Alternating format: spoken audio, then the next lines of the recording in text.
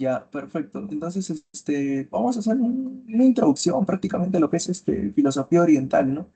Y nos vamos a centrar en lo que es filosofía de la India. Prácticamente los cuatro temas que vamos a abordar aquí en lo que corresponde a filosofía de la India son temas que, en primer lugar, es, por así decirlo, una visión muy distinta a la occidental. ¿Por qué? Porque aquí van a encontrar temas como encantamientos, hechizos, temas soteriológicos, y van a encontrar entidades o divinidades que por lo general no hay en Occidente. De ahí que esta es una visión muy distinta. Hablar de filosofía oriental o filosofía de la India va a haber temas incluso en los que no se había pensado en Occidente. Y aparte, se puede decir de que ocurrieron o sucedieron muchos siglos antes en las que surgió la filosofía occidental, porque recordarán de que la filosofía en Occidente surge entre los siglos 6 no, antes de Cristo, ¿no? Pero en la filosofía oriental no, es más antigua, surge entre mucho antes, siglos 10 15 antes de Cristo. Vamos a ver prácticamente, para ello, lo que vamos a ver primero son cuatro temas. He preparado el primer tema que es el de los Vedas, el segundo tema corresponde a que son los Upanishads. El tercer tema corresponde a lo que es una corriente de pensamiento conocida como el jainismo. Y la última que vamos a ver es una corriente filosófica conocida como el materialismo hindú. Vamos a ver esos cuatro aspectos. Prácticamente en eso va a consistir la introducción a la filosofía de la India, ¿no? Pero para ello, yo siempre digo algo. Para comprender lo que es una forma de pensamiento filosófico, para comprender textos en sí de cualquier autor, siempre hay que comprender un poco el contexto, es decir, dónde ocurrió el sistema político que gobernó aquel tiempo, por lo general también el periodo, ¿no? El periodo, no tanto por memorizar los datos, sino por el hecho de comprender un poco el contexto social, económico, histórico también y político. Para ello les he preparado este esquema que representa lo que vendría a ser, así como hoy en día aquí en el Perú está lo que hay, lo que es la pirámide social, ¿no? La clase alta, la clase media, la clase baja, ya. Lo mismo, en la India a esa jerarquía se le conoce como castas.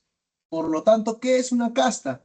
Es una jerarquía social que te permitía estar o bien en la cúspide o bien en la parte más baja, ¿no? Como una especie de pirámide, algo así como lo que hacen los historiadores.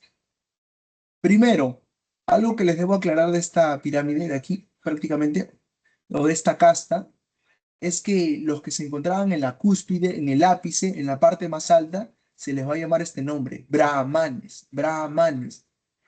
Ellos son los que van a concentrar todo el poder político y todo el poder económico. Y ahora, ¿quiénes eran ellos? Por lo general eran sacerdotes y académicos. Los académicos, es decir, los educadores, las personas que se encargaban de educar a la sociedad. Ahora, más abajito de la pirámide estaban los kshatriyas. Los kshatriyas prácticamente vendrían a ser los que se encargaban, bueno, ahí estaban los guerreros, gobernantes y administradores. En el caso de los guerreros, los que se encargaban de vigilar las fronteras, ¿no? Los gobernantes que vendrían a ser algo así como hoy en día como parte del poder tanto ejecutivo, ¿no? Comparándolo aquí un poco con el Perú. Bueno, y los administradores vendrían a ser como así como en Egipto, como los escribas, los que se encargaban de ver, como hoy en día podría ser las municipalidades, ¿no? Se encargaban de registrar los censos y todo ello, ya, los administradores. Se encargaban de ver las necesidades del pueblo y todo ello. Ellos son los kshatriyas. De ahí tenemos a los vaishyas. Los vaishyas vendrían a ser simplemente los comerciantes y los agricultores, es decir, las personas que se dedicaban a las actividades económicas de aquel tiempo. ¿Qué son las actividades predominantes? Ya que también había la ganadería, sin embargo, predominaba en ese tiempo en la India comerciantes y agricultores, que eran las actividades principales. De ahí estaban los shudras. Los shudras eran la clase más baja, es decir, la casta más baja, que eran los sirvientes y los trabajadores. Ahora, desde los cuatro que te he mencionado, desde los brahmanes hasta los shudras, todo eso es el sistema de castas. Este quinto que te voy a mencionar ya no pertenece al sistema de castas. Por eso que como ya no pertenece al sistema de castas, no se les va a considerar seres humanos. Así como, por ejemplo, en Occidente había lo que son los esclavos, así como en Occidente que los esclavos se les consideraba objetos, Por ejemplo, se comenta en Grecia, un esclavo, recuerdo que valía 4 bueyes, o sea, el esclavo era una cosa, tú lo podías tratar como quieras, es más, matar, hacer lo que tú desees. Ya, algo así en la India, y todas aquellas personas que, por así decirlo, eran consideradas dentro de humanos, por así decirlo, eran todas estas cuatro que te he mencionado, brahmanes, kshatriyas, vaisyas y sudras. Pero estaban hay un grupo de personas que no pertenecían a ese sistema de castas. Se les conocía como los impuros, los descastados, los intocables, que se les llamaba los dalits o parias. Así que, de repente, si te podría venir una pregunta en el examen, dentro de la casta hindú, ¿cuáles eran considerados los descastados? Parias o dalits. Así es como puedes responder. Y aquí te he puesto una imagen, una figura. De prácticamente sí, mira, si te das cuenta aquí en la figura que te he puesto, los dalits o parias no eran considerados partes, como te digo, muy aparte de la casta, sino que simplemente no eran considerados humanos, no eran considerados seres humanos, eran considerados cosas, o sea, los podías tratar como tal. Algo análogo a los esclavos en Grecia. Ahora sí, vamos a ver directamente lo que son los periodos de la filosofía hindú. Vamos a comenzar un poco con el periodo védico. El periodo védico, ¿por qué se va a caracterizar? La India se caracteriza por tener dos periodos, el periodo védico temprano y el periodo védico tardío. El periodo védico temprano se puede decir que es el periodo védico más antiguo de aquellos que se tienen registros. Recordemos de que el idioma oficial de la India, la lengua oficial de la India se le llama el sánscrito. Por lo tanto, los primeros escritos que se logran hacer es en esa lengua, la lengua sánscrita. ¿Y a qué periodo pertenecen? Al periodo védico. Por eso, si tú en algún momento quieres introducirte a lo que es filosofía de la India, conocer sus orígenes, conocer prácticamente sus primeros textos, te tienes que remontar al periodo védico. Y si es que quieres ser más preciso y aprender sobre ello, tendrías que aprender sánscrito, que es la lengua antigua en la India. Ahora, como te dije, mira, si más o menos entre el siglo 6 7 antes de Cristo surgió en la filosofía en Occidente, en Grecia, en Europa, aquí no, aquí es más antiguo todavía. Mira, surgió entre más o menos el 1500 a 1000 antes de Cristo, o sea, siglo X a siglo XV antes de Cristo promedio. Mira, o sea, es muy, muy, muy, muy antiguo. De ahí que hay mucho debate, ¿no? Cuando se habla del origen de la filosofía, ¿no? Incluso hay gente que quiere hablar de que aquí en las tierras latinoamericanas existe una especie de pensamiento llamado pachasofía, ¿no? Incluso los mexicanos, ¿no? Tienen un libro llamado El Popol Vuh, si habrán escuchado, es como una especie de libro que narra la creación de sus tierras, ¿no? Y mete a dioses como Quetzalcóatl, pero hay gente que considera ello filosofía. De ahí que hay un debate, ¿no? Les comento esto, ¿por qué? Porque hubo un pensamiento oriental que es considerado pensamiento filosófico. Pero listo, partamos de ello. Vamos a ver ahora, como les dije, dos periodos, periodo védico temprano y periodo védico tardío. En el periodo védico temprano se encuentran los orígenes del pensamiento hindú y se va a dividir en cuatro fases. Cuatro fases, estas fases son divididas de manera didáctica de esta manera. ¿Por qué? Porque se puede comprender el pensamiento filosófico, cómo es que se ha ido desarrollando. Porque por lo general, no es que las personas comiencen a preguntarse algo de la nada y por qué existió esto y por qué existió lo otro, no, sino que para ello primero tienen que satisfacer sus necesidades básicas y a partir de ello, primero, así como en Occidente que se comenzaron a cuestionar, a preguntar sobre el origen del mundo, algo similar va a pasar aquí en el periodo védico temprano. Pero los primeros textos se van a llamar Vedas. Vedas. Los textos se van a llamar Vedas. Que prácticamente Vedas significaría, ¿no? Como por así decirlo, los textos de sabiduría, los textos del saber. Y se va a clasificar en cuatro Vedas.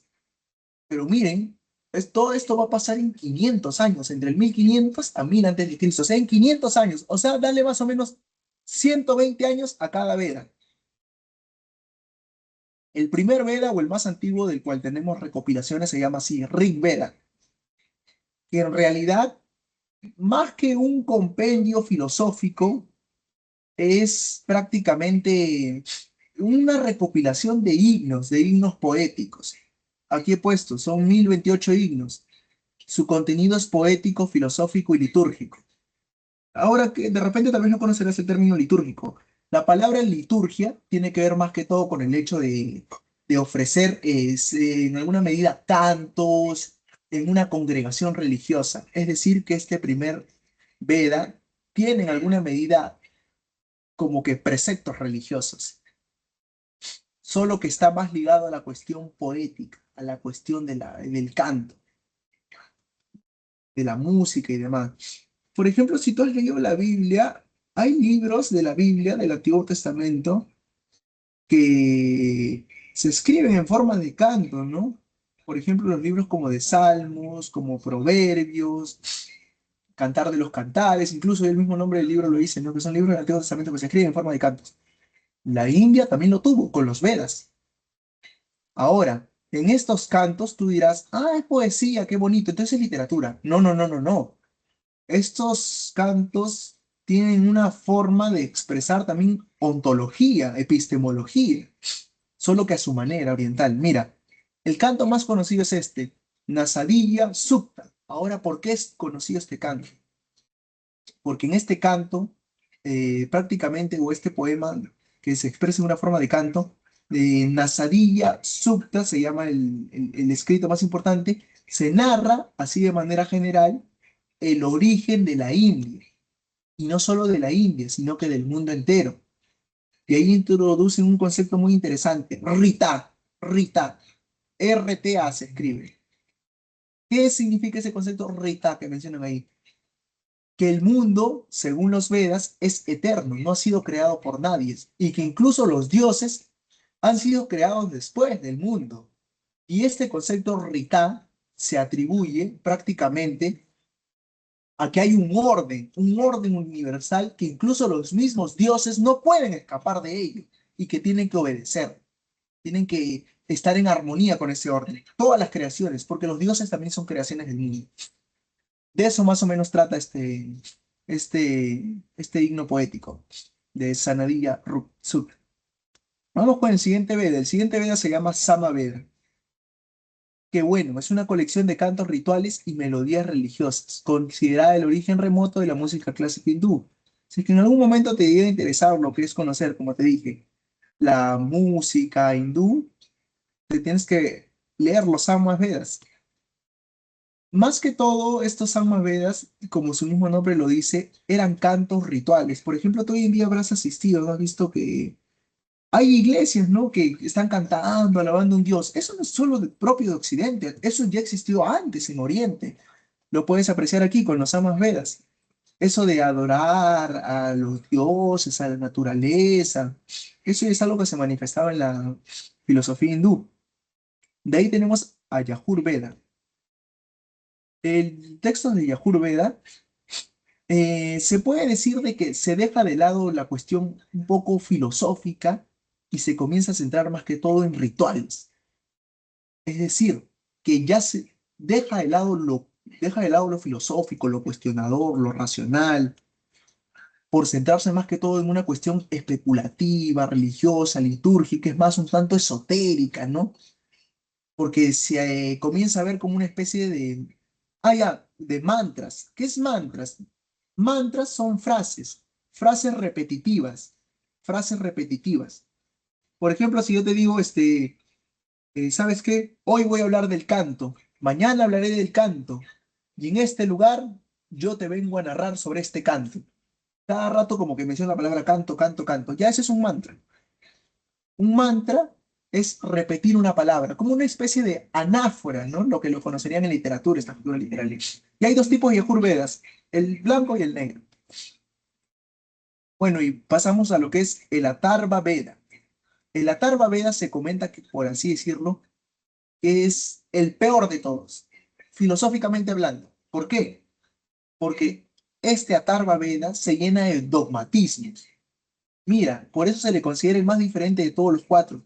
¿Por qué? Porque mira, por ejemplo, tiene conjuros, conjuros, hechizos mágicos, fórmulas mágicas, encantamientos, cuestiones apotrópicas. ¿Qué es lo apotrópico? Yo sé que Si te doy un ejemplo, lo vas a entender muy bien. Lo apotrópico tiene que ver más que todo con el hecho de alejar el mal de mí, alejar el mal de mí. Por ejemplo, te cuento una experiencia. Yo una vez, no sé si has visto esos señores que venden collares, así, que a veces están como ambulantes. Ya, esos señores que venden collares y todo ello, una vez recuerdo que un señor estaba vendiendo cuarzos y cosas así, y yo le pregunté, ¿y para qué es eso? Y el señor comenzó a decir, mira, este cuarzo te trae dinero y abundancia, este otro cuarzo te aleja del mal, este otro cuarzo sirve prácticamente para repeler las enfermedades, este otro cuarzo sirve para... Y así me empezó a decir cada cuarzo para qué servía, para una cosa, otra cosa, y todo ello. Este cuarzo sirve para traer el amor y cosas así. Y incluso me dijo, este cuarzo es para que te tengas mucho dinero y prosperidad. Y yo le dije, ¿no?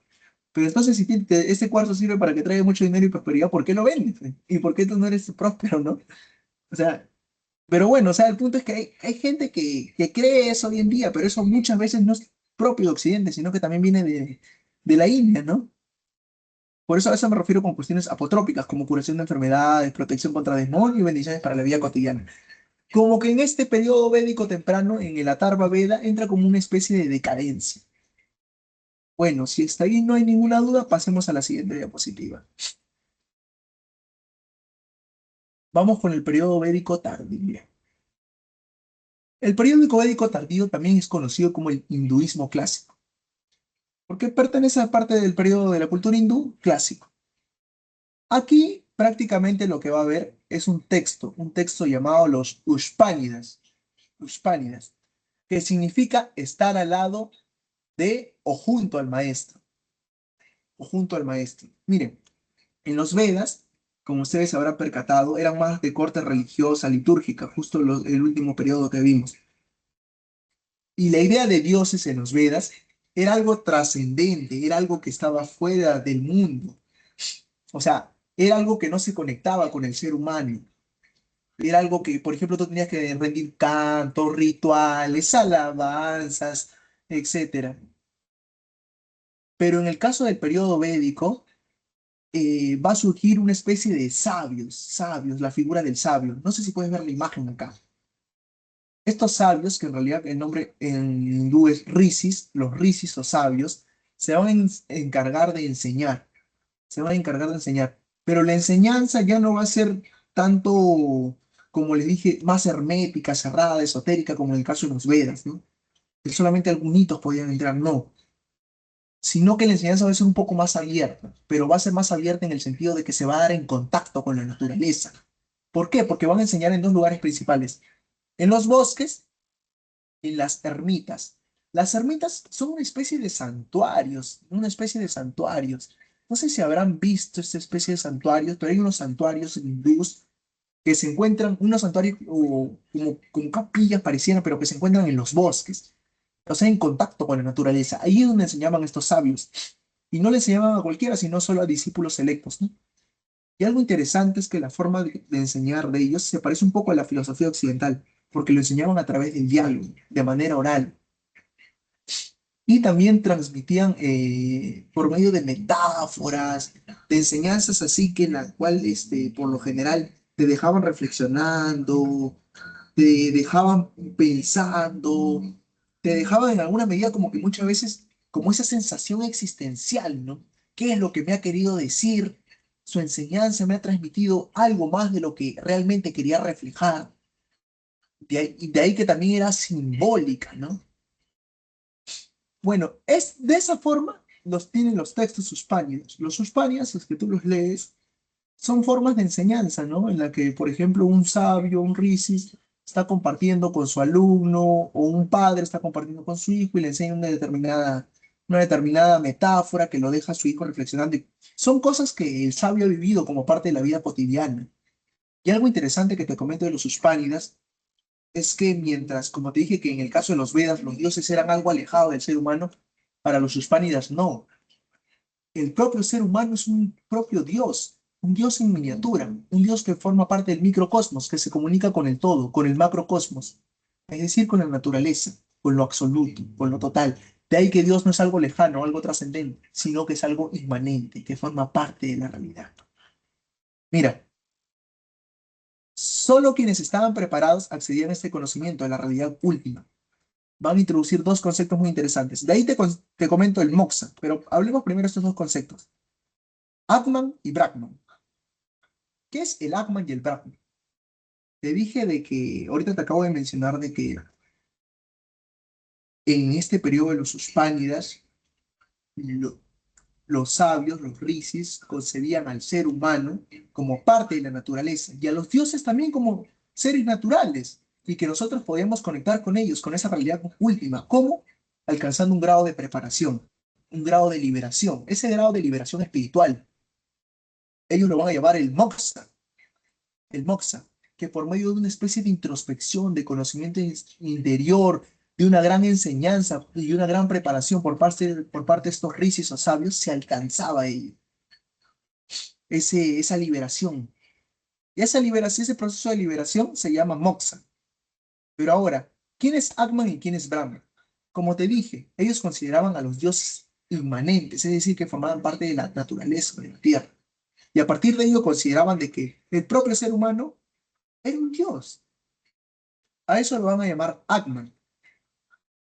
Entonces, si el propio ser humano es un dios, es parte del microcosmos, de todo ese cosmos enorme, universo, es parte del microcosmos. De ahí que el Atman vendría a ser como el conocimiento último, el conocimiento último del ser humano que puede alcanzar sobre su propia subjetividad, sobre su propia particularidad, aquello que llamamos el yo profundo, lo verdadero, el alma, el principio vital o la subjetividad. Y el Brahma vendría a ser la realidad absoluta, es decir, el macrocosmos, la totalidad, lo universal. Eso es el Brahma, lo universal máximo, la objetividad total. Ahora, algo interesante que hacían estos rishis o sabios es que no es que los planteaban como entidades separadas, sino más bien como entidades coexistentes. Tanto Brahma existe en Atman y Atman existe en Brahma. Un ejemplo de ello es una bonita metáfora, ¿no? La metáfora del lago. Hay un lago que está reflejando, las aguas del lago que están reflejando el cielo, y el cielo a su vez es reflejado por el lago.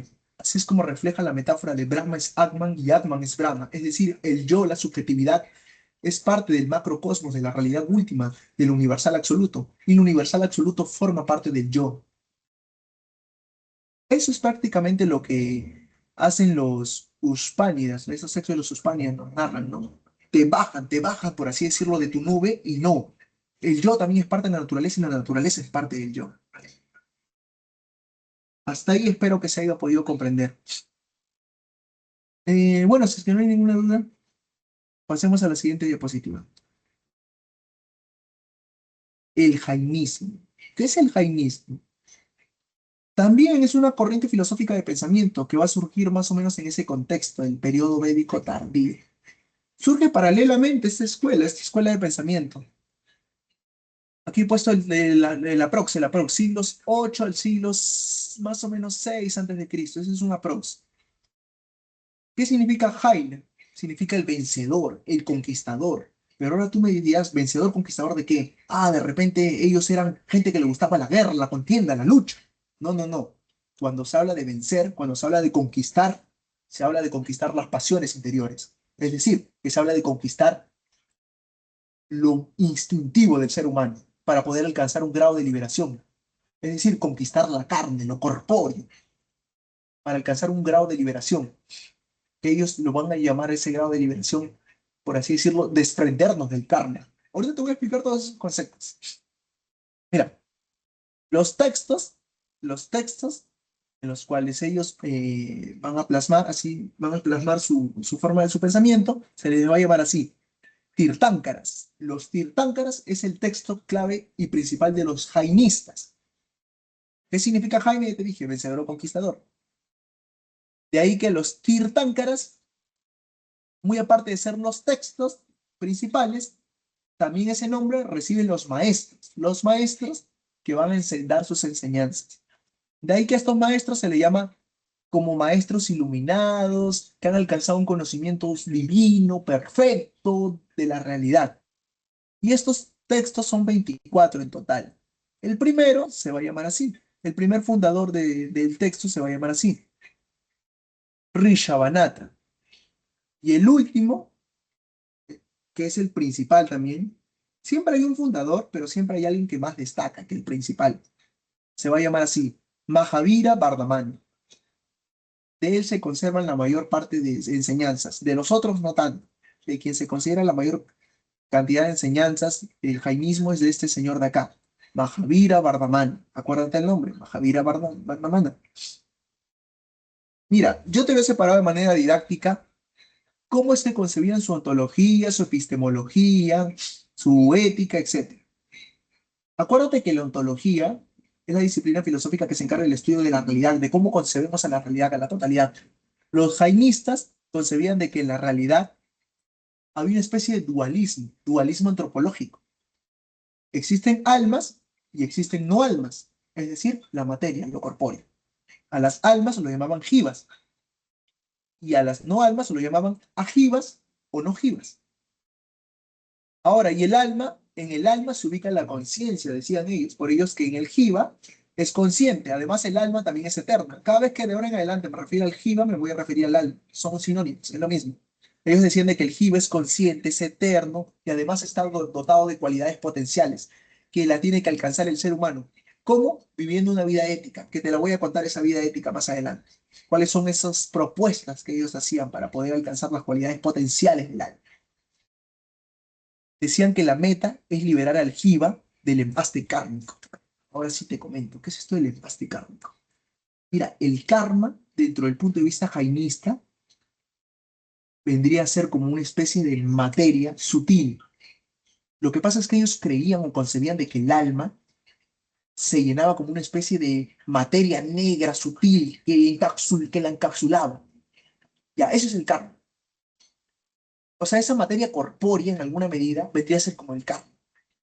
Y ellos lo llamaban empaste kármico, como una coraza. Ya, esa es su ontología del mundo. En el caso de su nociología, ellos planteaban algo llamado el pluralismo epistemológico. El pluralismo epistemológico, ¿qué es esto? Mira, prácticamente así de sencillo. El pluralismo epistemológico dice esto, de que todo lo que tú digas, por más estúpido que pueda sonar, por más tonto que pueda sonar, incluso cuando tú das una respuesta y, por ejemplo, dices, ¿sabes qué? El profesor te dice 2 más 2, ¿cuánto es? Y tú dices 8, porque no has estado incluso pensando eso, ya un pluralista epistemológico como los que dice te diría, está bien. De repente pueda que si tú hagas un cálculo, no sé, con números imaginarios, pueda salir 5. 2 más 2 pueda salir 5. De ahí que lo que tú dices son aproximaciones a la verdad, son aproximaciones a lo cierto, a lo correcto. Ninguna opinión es despreciable. Toda opinión es válida en algún sentido, en tanto que se aproxima a la verdad, en tanto que se aproxima a lo certero. Eso consiste el pluralismo epistemológico. La realidad es tan compleja, dicen ellos, y puede ser descrita de múltiples maneras. Algo así como lo que diría Aristóteles, ¿no?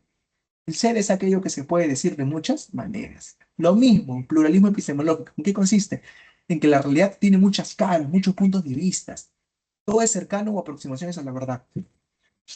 Un ejemplo te doy ahí. Este ejemplo lo ponen bastante los jainistas. Miren. Hay un elefantito, y a ciegos, y a varios ciegos, un grupo de 4 ciegos le hacen tocar el elefante. Le hacen tocar al elefante. Uno toca la cola y dice, ah, estoy tocando una serpiente. Uno le toca la pata al elefante. Ah, ya, estoy tocando una pared, parece. Uno le toca la trompa y dice, ah, ya, de repente estoy tocando una trompeta. Algo como un instrumento musical, así. Otro le toca el lomo y dice, ah, estoy tocando algo blandito. Y de ahí le preguntan, ¿qué has tocado? Y cada uno te da una visión diferente. Estos 4 ciegos te dan una visión diferente. Y alguno te dice, uno toca otra cosa, otra cosa, otra cosa. Pero en realidad están tocando los 4 lo mismo, que es el elefante. Pero, o sea, a esa metáfora lo utilizan para, en alguna medida, decir de que la realidad no tiene una verdad como tal, sino que todo aquello que hablemos o digamos es unas aproximaciones a la verdad. Otro ejemplo también es el fuego. Para algunos, para la madera, el fuego puede ser algo que la carboniza. Para mí, el fuego puede ser útil porque me sirve para cocinar. Para un químico, el fuego puede ser en alguna medida valioso porque le sirve para hacer sus experimentos. De ahí que el fuego, ¿qué es? En tanto para cada uno de nosotros. O sea, ¿qué es? Para alguien que está muriendo de frío en el Polo Norte, el fuego es aquello que simplemente sirve para darle calor. O sea, ¿qué es el fuego entonces? Todos son en alguna medida aproximaciones a la verdad. Bien. En su ética, algo muy interesante que hablan bastante de la ética jainista es que ellos proponen el respeto a toda forma de vida. El principio de la no violencia, ellos lo llaman. Es decir, una minimización del daño y armonía con la naturaleza. Imagínate, ellos respetaban a toda la forma de vida. ¿Por qué? Porque ellos también se reunían en el bosque, ¿no? Respetaban a los insectos y todo ello. Consideraban a toda forma de vida por igual. De ahí que también eran vegetarianos, porque concebían de que, por lo general, se debería respetar tanto a los insectos y a toda forma de vida. Creo que si incluso ellos hubieran conocido las bacterias hoy en día, las hubieran respetado. Sí, es un poco especulativo, pero ellos proponían eso. Toda forma de vida vale por igual. Un perro vale lo mismo que una persona. Una cucaracha vale lo mismo que tú. Interesante la visión que tenían, ¿no? Una ética de minimización del daño y de armonía con la naturaleza. Y algo más, planteaban algo llamado la soteriología. ¿Qué es la soteriología? La liberación del alma. Eso también lo utilizan los católicos. La salvación consiste en que el alma se libere del karma. ¿Qué te dije que es el karma? Esa especie de materia sutil que acoraza al alma, al jiva. Bueno, eso es prácticamente el jainismo. Ahora vamos a ir a la última escuela, el materialismo hindú. ¿En qué consiste el materialismo hindú? El fundador del materialismo hindú se llama Lokayata o Karvaka. El nombre más apropiado es Lokayata. Karvaka lo vas a encontrar muy poco, pero te lo menciono. Un datito. Ellos, si te das cuenta en la diapositiva, no tienen texto. No tienen texto. Sus textos se han perdido. Ahora tú miras, entonces, ¿cómo es que se sabe sobre Lokayata y sobre la escuela materialista hindú? Ah, ya. ¿Sabes por qué? Porque tanto los jainistas y tanto como los uspánidas y tanto como algunos de los Vedas, de los últimos Vedas, los mencionan a los materialistas hindúes, los mencionan para criticarlos y te citan algunas de sus doctrinas, pero solo para criticarlos. Es así como se ha conservado el texto del materialismo hindú. Si no hubiera sido perdido totalmente, no se hubiera sabido que hubiera habido un materialismo en la India. Lokayata es el fundador de esta doctrina y bueno, Lokayata dice, ¿no? De que prácticamente, primero, va a negar a todos los dioses, va a negar a los Vedas, va a negar los Upanishads, va a negar el contacto con la naturaleza. Para ellos, para Lokayata no existe ni el alma, ni la vida después de la muerte, ni la soteriología, ni los conceptos espirituales, que los hechizos son unas estupideces, los encantamientos, pues son tonterías, tonterías. De ahí que ellos proponen más bien algo llamado la doctrina mundana, ¿no? La doctrina mundana, así se le llamaba a su corriente filosófica, que fue una escuela materialista y no aceptaban la autoridad de los Vedas. Su texto se llamó Brahspati Sutra, que se perdió. Así se llamaba su texto, que no sabemos nada de él. Ahora, en su ontología, es decir, su visión del mundo, ¿qué es lo que planteaban? Rechazaban la existencia de los dioses, el alma, la vida después de la muerte, y eso, afirman la materia como realidad última. Y aquí encontré un datito bien interesante que te lo voy a comentar, mira. Afirman los cuatro elementos y niegan el quinto, el éter. Ahí vamos a hacer una pequeña pauta. Los cuatro elementos son por lo general lo tierra, aire, agua y fuego. Esos son los cuatro elementos.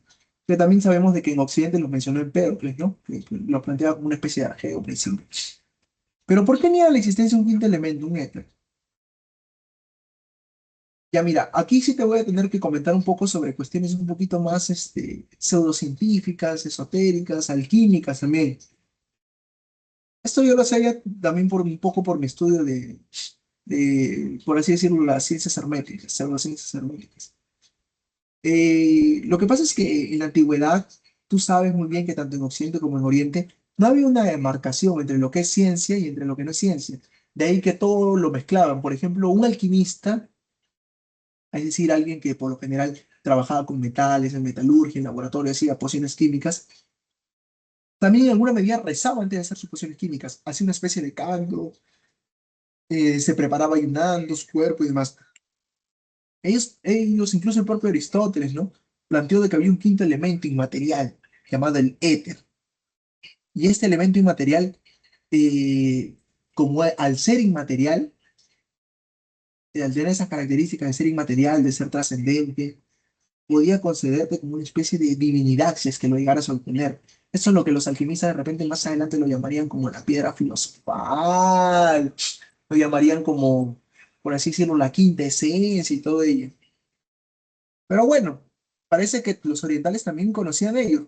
Incluso si es, bueno, eso es filosofía oriental china, pero Qin Shi Huangdi, que fue uno de los emperadores chinos, él mandó una expedición, ¿no? A buscar este quinto elemento, el éter. Mandó una expedición, y contrató una expedición de miles de personas que vayan a buscar este quinto elemento o éter o quinta esencia, que podían encontrarlo en el mundo tal vez, ¿no? A pesar de que era algo trascendente. Pero bueno, sigamos.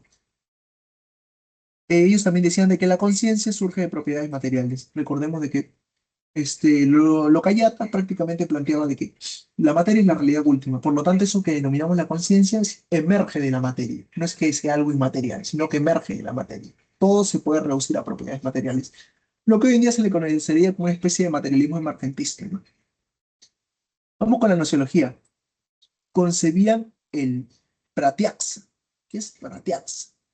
Así como en griego la palabra aiestesis significa sensación o percepción, lo mismo, la palabra hindú pratyaksa significa percepción o sensación.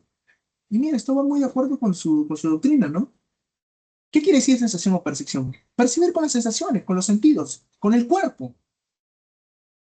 De ahí que, en alguna medida, esa era la única fuente de conocimiento, decían ellos. No existen otra fuente de conocimiento. Mira lo que dicen ellos. Rechazan la revelación. Eso de que me viene una idea que me ilumina mi cabeza y automáticamente es porque un Dios me lo ha traído. Rechazan eso. Rechazan esa idea de los Vedas y niegan la validez independiente de la razón. Ah, ellos decían de que la razón se equivoca. Se equivoca. Dudaban de la razón. Y es más, como te digo, como te puse un ejemplo antes, ¿no? Tú de repente estás ocupado y no sé, alguien te pregunta, ¿sabes cuánto es la raíz cuadrada de 8? Y tú dices, ah, ya 3. ¿Por qué? Porque no prestas atención. Tu razón se equivocó. La razón se equivoca. De ahí que ellos decían la razón o inferencia se equivoca. A ellos a la razón lo llamaban la anumana y desconfiaban de la razón, priorizaban los sentidos, lo corpóreo. De ahí que los llaman también sensibilistas o sensualistas porque priorizan la sensación. Bueno, y en la parte ética, ¿qué decían? De que la vida es finita, es corta, perecedera, es temporal y no hay más allá. El placer es el único fin supremo. No rechazan la prudencia, pero sí afirman el disfrute sensato de los bienes materiales. La vida es corta, hay que gozarla, pero con prudencia. Este concepto de prudencia los griegos lo llamaban la fronesis, ¿no? El propio Aristóteles, ¿no? La prudencia, actuar con fronesis. Y cuestionan los rituales, las ofrendas, no creían en la reencarnación, ni en el karma, ni en el orden de castas, sino más bien tenían una visión igualitaria del mundo. Creían de que todos los seres humanos somos iguales, nada de que nadie se ha nacido para mandar, nadie que ha nacido para obedecer, nada que tú eres descastado, como le dirían a los vedas. No, no, no. Todos somos iguales. Eso es prácticamente lo que he podido plantearles con respecto a filosofía de la India.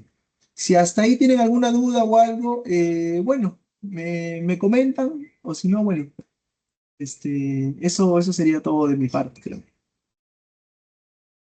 Todo bien, todo bien. Muchas gracias, Maquia. Ya, manito, ahora sí. ¿Cómo lo ves? ¿Al final hiciste tus flashcards o no? No, nada. Espérate, voy a atender la transcripción.